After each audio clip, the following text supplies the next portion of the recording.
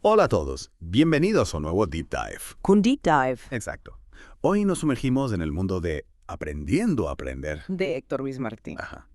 Prepárense para descubrir cómo funciona nuestra mente, y desmitificar algunos hábitos de estudio. que quizá nos estén frenando.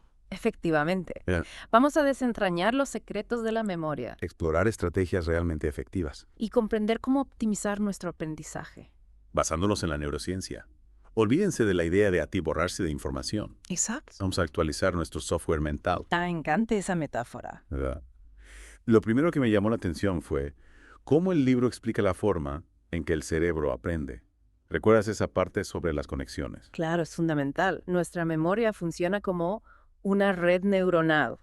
Cada nuevo conocimiento que adquirimos debe conectarse con algo que ya sabemos. Ya veo. Mientras más conexiones establezcamos, más sólida se vuelve la información en nuestra mente.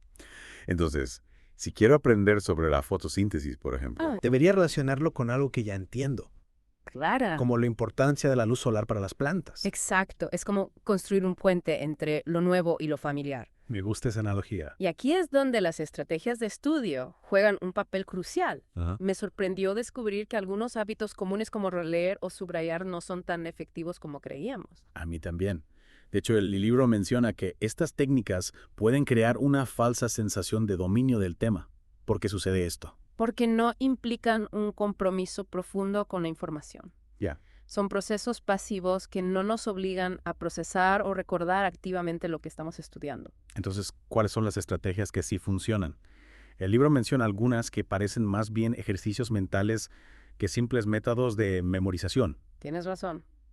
Una de las técnicas más poderosas es la interrogación elaborativa. Interrogación elaborativa. Se trata de formularse preguntas sobre el material a medida que lo leemos. Ajá. En lugar de solo absorberlo pasivamente. Preguntas como, ¿cómo se relaciona esto con otros conceptos? ¿O cuáles son las implicaciones de esta idea? Exactamente. Al cuestionarnos activamente, forzamos a nuestro cerebro a procesar la información a un nivel más profundo, lo que fortalece la retención. Ya veo. Otra estrategia fascinante es la codificación dual. Esa me intriga. ¿En qué consiste? Se trata de crear imágenes visuales o historias que representen la información. Nuestro cerebro está programado para recordar imágenes con mayor facilidad. Claro. Así que esta técnica nos ayuda a crear ganchos mentales para la información abstracta. Es como crear nuestras propias notas adhesivas mentales. Me encanta esa analogía. Es una buena analogía. Y hablando de estrategias efectivas, ¿qué hay de la práctica de recuperación?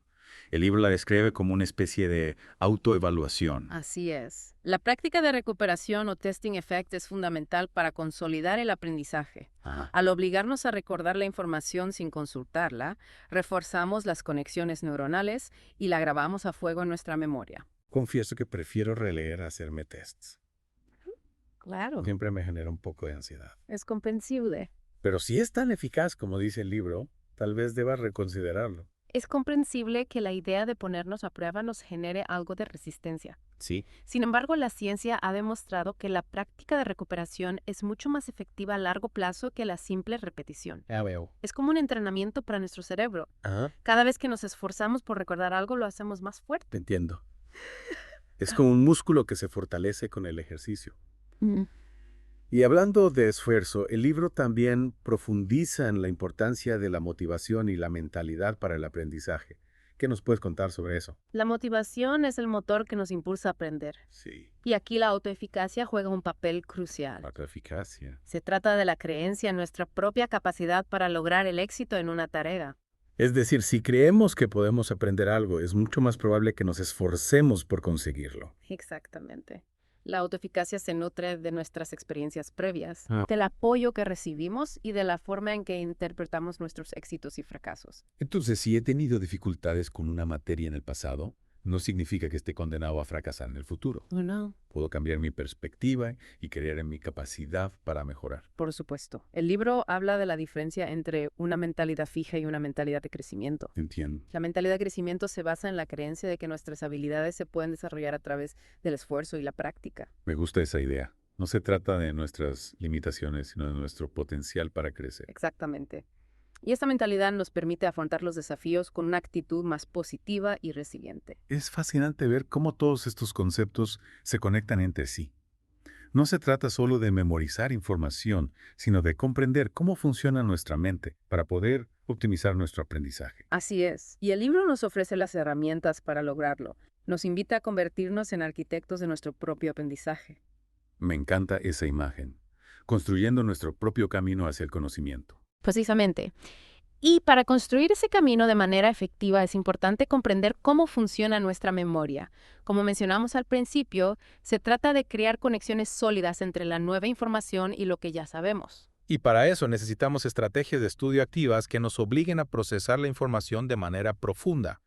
Nada de lectura pasiva o subrayado sin pensar. Exactamente. El libro destaca la importancia de activar los conocimientos previos antes de comenzar una nueva sesión de estudio. Ajá. Esto significa echar un vistazo al material, repasar títulos, palabras clave. Ya. Cualquier cosa que nos ayude a hacernos una idea de lo que vamos a aprender. Es como preparar el terreno para que la nueva información tenga un lugar donde asentarse. Me gusta esa analogía. Y una vez que hemos activado esos conocimientos previos, podemos empezar a usar estrategias elaborativas, como la interrogación elaborativa o la codificación dual para forjar esas conexiones. Entonces, en lugar de solo absorber información, estamos participando activamente con ella, convirtiéndola en algo significativo y memorable. Correcto. Y a medida que avanzamos es importante recordar que aprender es un proceso, no un destino. Claro. Habrá momentos en los que tengamos dificultades, momentos en los que nos sintamos frustrados. Sí. Pero ahí es donde entra la mentalidad de crecimiento. Ajá.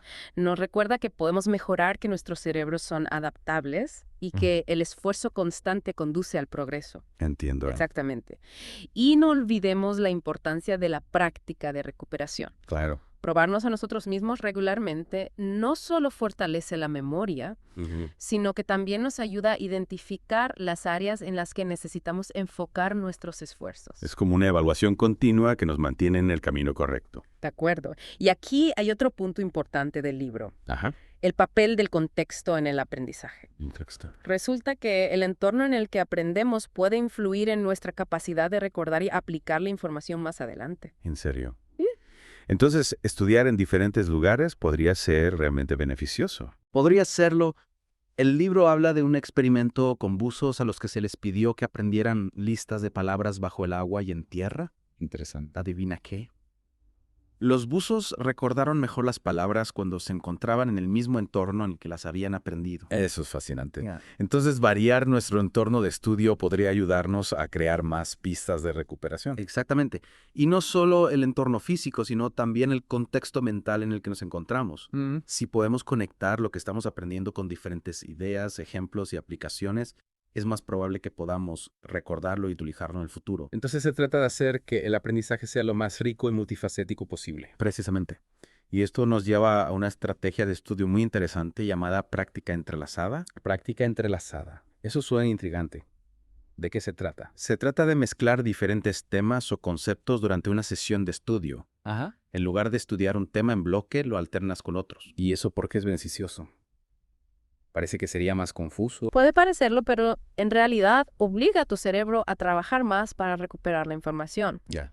Y como hemos aprendido, cuanto más esfuerzo ponemos en la recuperación más fuerte, se vuelve el aprendizaje. Es como un entrenamiento cruzado para el cerebro.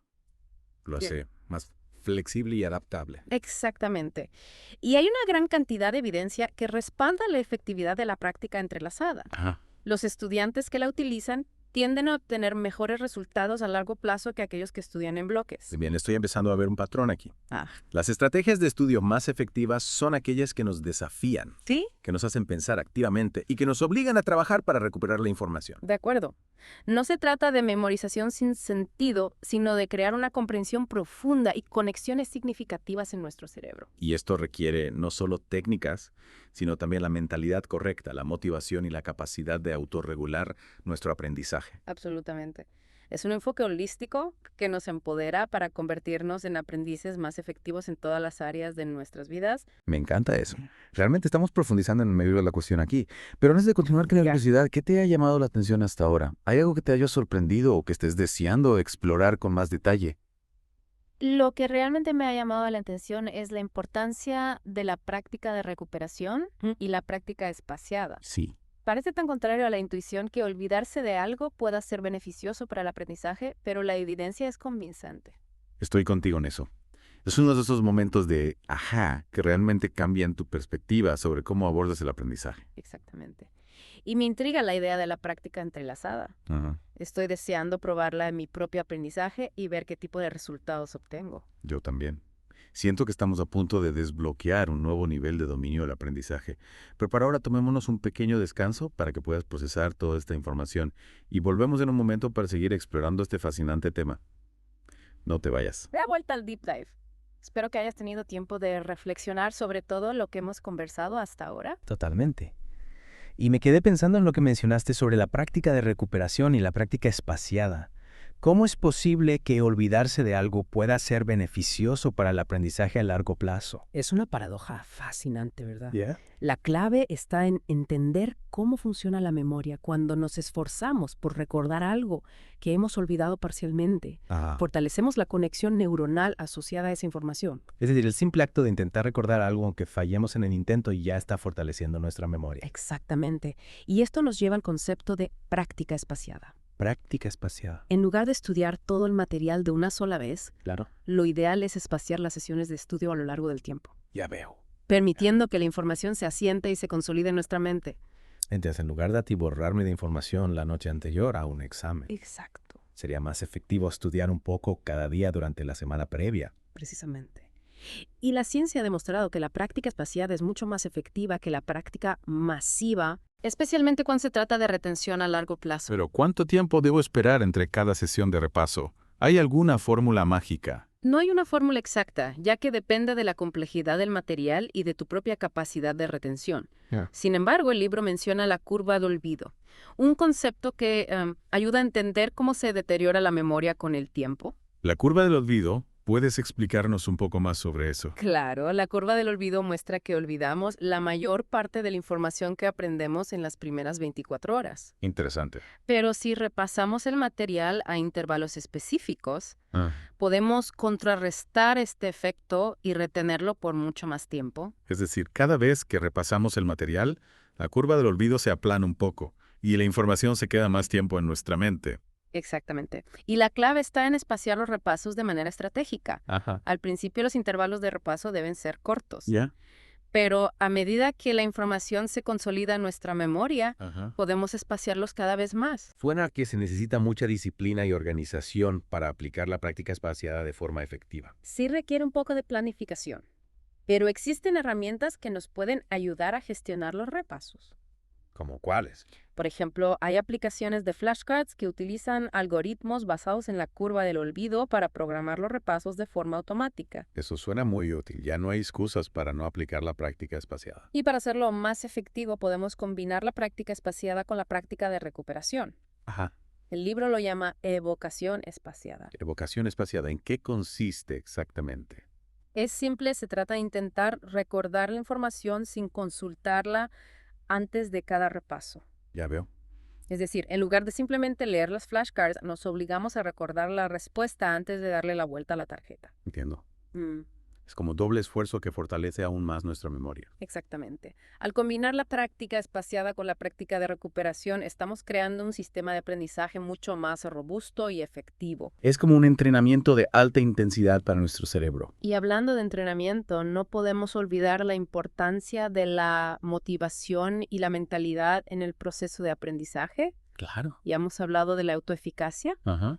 Pero hay otros factores que influyen en nuestra disposición a aprender.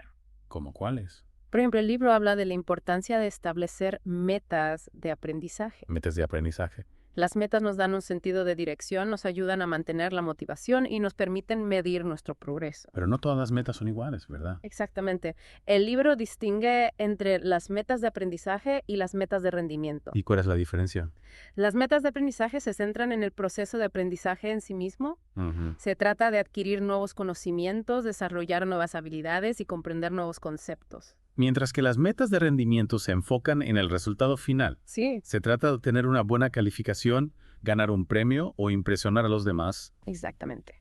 Y aunque ambas pueden ser motivadoras, las metas de aprendizaje tienden a ser más beneficiosas a largo plazo. ¿Por qué? porque cuando nos enfocamos en el proceso de aprendizaje, disfrutamos más del camino, nos sentimos más satisfechos con nuestros logros y desarrollamos una pasión por el conocimiento. En cambio, si solo nos importa el resultado final, el aprendizaje se puede convertir en una tarea tediosa y estresante. Así es. Y esto nos lleva de vuelta a la importancia de la mentalidad de crecimiento. Claro. Cuando creemos que nuestras habilidades se pueden desarrollar, estamos más dispuestos a afrontar los desafíos, a perseverar ante las dificultades y a disfrutar del proceso de aprendizaje en sí mismo. Es un círculo virtuoso. La mentalidad de crecimiento nos motiva a establecer metas de aprendizaje. Las metas de aprendizaje nos ayudan a desarrollar una mentalidad de crecimiento aún más fuerte. Exactamente. Y todo esto se traduce en un aprendizaje más profundo, más significativo y más duradero. Estoy empezando a ver el aprendizaje como un viaje apasionante lleno de desafíos y descubrimientos. Esa es la actitud. Y el libro nos proporciona un mapa para navegar por este viaje de manera efectiva. Me encanta esa metáfora. Con el mapa adecuado podemos explorar cualquier territorio del conocimiento. Y para seguir explorando este territorio en particular, me gustaría hablar de un tema que el libro menciona brevemente, pero que me parece crucial, el papel del descanso en el aprendizaje. El descanso nos lo he puesto a estudiar. En realidad, el descanso es tan importante como el estudio. Ya veo. Nuestro cerebro necesita tiempo para procesar la información, consolidar los recuerdos y recargar energías. Entonces, tomar descansos regulares durante las sesiones de estudio no es una mera pérdida de tiempo, sino una inversión. Exactamente. De hecho, hay estudios que demuestran que los estudiantes que toman descansos regulares durante el estudio obtienen mejores resultados que aquellos que estudian sin parar. ¿Y cuánto tiempo deben durar los descansos? ¿Hay alguna recomendación? No hay una regla fija, pero el libro sugiere tomar descansos de 5 a 10 minutos cada hora de estudio. Durante los descansos es importante desconectar por completo del estudio. Podemos dar un paseo, escuchar música, meditar o simplemente relajarnos. Es decir, hacer algo que nos ayude a despejar la mente y a recargar energías. Exactamente. Y no solo es importante tomar descansos durante el estudio, sino también dormir lo suficiente. Ah, el sueño. El eterno enemigo del estudiante. El sueño es fundamental para el aprendizaje. Durante el sueño, nuestro cerebro procesa la información que hemos aprendido durante el día, consolida los recuerdos y se prepara para absorber nuevos conocimientos. Entonces, saltarse horas de sueño para estudiar más no es una buena estrategia. En absoluto. De hecho, la falta de sueño puede afectar negativamente nuestra capacidad de concentración, nuestra memoria y nuestro estado de ánimo, Ya veo. lo que dificulta el aprendizaje. Es como intentar correr una maratón sin haber dormido la noche anterior. Exactamente. El libro recomienda dormir al menos 7 a 8 horas por noche para un rendimiento cognitivo óptimo. Y es importante crear una rutina de sueño regular, acostándonos y levantándonos a la misma hora todos los días. Incluso los fines de semana. Es un consejo que cuesta seguir, pero que sin duda vale la pena. Y hablando de hábitos saludables, hay otro factor que influye en nuestra capacidad de aprendizaje, la alimentación. La alimentación. También hay que tener cuidado con lo que comemos cuando estudiamos. Por supuesto, nuestro cerebro necesita una dieta equilibrada y nutritiva para funcionar correctamente. ¿Puedes darnos algunos ejemplos de alimentos que favorecen el aprendizaje? Claro, los alimentos ricos en ácidos grasos omega 3, como el pescado azul, las nueces y las semillas, son esenciales para la salud del cerebro. Y entiendo que también es importante mantenerse hidratado. Exactamente, beber suficiente agua ayuda a mantener el cerebro hidratado y a mejorar la concentración. Entonces ya lo sabes, una buena noche de sueño, una dieta saludable y descansos regulares son tan importantes para el aprendizaje como las estrategias de estudio. Así es un enfoque holístico que abarca todos los aspectos de nuestra vida. Y el libro nos anima a ser conscientes de cómo cada uno de estos factores influye en nuestra capacidad de aprender. Es fascinante ver cómo todo está conectado. No se trata solo de estudiar más, sino de estudiar mejor cuidando de nuestro cuerpo y nuestra mente. Exactamente. Y con esta base sólida estamos listos para explorar algunos conceptos aún más avanzados en la parte final de nuestra inmersión profunda. Estoy deseando descubrirlos, pero por ahora vamos a tomar un pequeño descanso para que puedas asimilar toda esta información. Volvemos en un momento para la última parte de nuestra inmersión en Aprendiendo a Aprender. No te lo pierdas. De vuelta en el Deep Dive, hemos explorado estrategias, desmitificado hábitos y hasta hablamos de la importancia del descanso. ¿Qué nos espera en esta última etapa de nuestro viaje por Aprendiendo a Aprender? En esta parte final nos adentraremos en algunos conceptos más sutiles, pero igual de importantes para convertirnos en maestros del aprendizaje. Empecemos hablando de las dificultades deseables. Dificultades deseables. Sí. Suena contradictorio.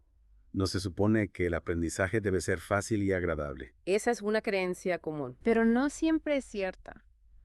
A veces los caminos fáciles no conducen a un aprendizaje profundo y duradero. Ya veo. Las dificultades deseables son esos desafíos que, aunque nos hacen trabajar un poco más, fortalecen nuestra comprensión y consolidan el conocimiento a largo plazo. ¿Puedes darnos algunos ejemplos concretos? Claro.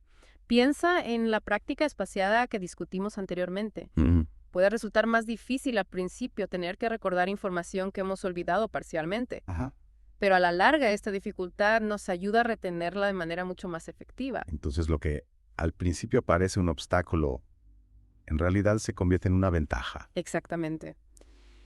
Y lo mismo ocurre con otras estrategias que ya hemos mencionado, como la práctica de recuperación y la práctica entrelazada. Claro. Todas ellas implican un esfuerzo mental mayor. Ya. Pero a cambio nos brindan un aprendizaje más sólido y duradero. Me gusta esa idea de convertir las dificultades en oportunidades de aprendizaje. Es un cambio de perspectiva muy poderoso. Y hablando de cambios de perspectiva, el libro también nos invita a replantearnos nuestra relación con el error. El error. Eso sí que es un tema que nos incomoda a muchos. Es natural que asociemos el error con algo negativo, con un fracaso. Sin embargo, el libro nos propone verlo como una parte fundamental del proceso de aprendizaje. ¿Cómo es posible? Cada error que cometemos nos brinda información valiosa sobre nuestras lagunas de conocimiento, sobre las estrategias que no funcionan y sobre las áreas en las que debemos enfocar nuestros esfuerzos. Entonces, en lugar de frustrarnos por los errores, deberíamos analizarlos y aprender de ellos. Exactamente. El libro habla de la importancia de cultivar una mentalidad de crecimiento en relación con el error. Mentalidad de crecimiento. Esto significa verlo no como un signo de incapacidad, sino como una oportunidad para mejorar.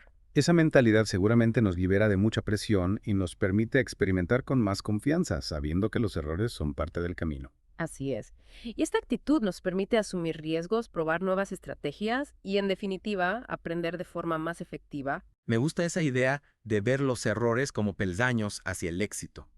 Y para aprovechar al máximo estos peldaños, necesitamos desarrollar nuestra metacognición. Metacognición, ¿puedes explicarnos qué significa eso? Se trata de pensar sobre nuestro propio pensamiento, es decir, ser conscientes de cómo aprendemos qué estrategias nos funcionan mejor, cuáles son nuestras fortalezas y debilidades y cómo podemos optimizar nuestro proceso de aprendizaje. Es como tener un mapa mental de nuestro propio aprendizaje. Exactamente. Y los buenos aprendices son metacognitivos, monitorean su progreso, identifican sus dificultades, ajustan sus estrategias y buscan ayuda cuando la necesitan. Es un proceso de autoevaluación constante. Sí, y el libro nos ofrece algunas herramientas para desarrollar nuestra metacognición. Por ejemplo, podemos llevar un diario de aprendizaje en el que registremos nuestras estrategias, nuestros progresos, nuestras dificultades y nuestras reflexiones. Me parece una idea genial. Tener un registro de nuestro propio aprendizaje nos permite analizarlo con más objetividad y detectar patrones que quizá no percibimos en el momento. Exactamente. Y también podemos hablar con otros sobre cómo aprendemos, compartir nuestras experiencias y aprender de las estrategias de los demás. Es un aprendizaje colaborativo. Así es. Y por último, pero no menos importante, el libro nos recuerda que el aprendizaje debe ser un proceso agradable. Qué importante es eso. A veces nos enfocamos tanto en los resultados que olvidamos disfrutar del camino. El aprendizaje no tiene que ser una tarea tediosa y aburrida. De hecho, cuanto más disfrutamos del proceso, más motivados, nos sentimos más atención, prestamos y más retenemos la información. Entonces la clave está en encontrar la manera de hacer que el aprendizaje sea estimulante y gratificante. Exactamente.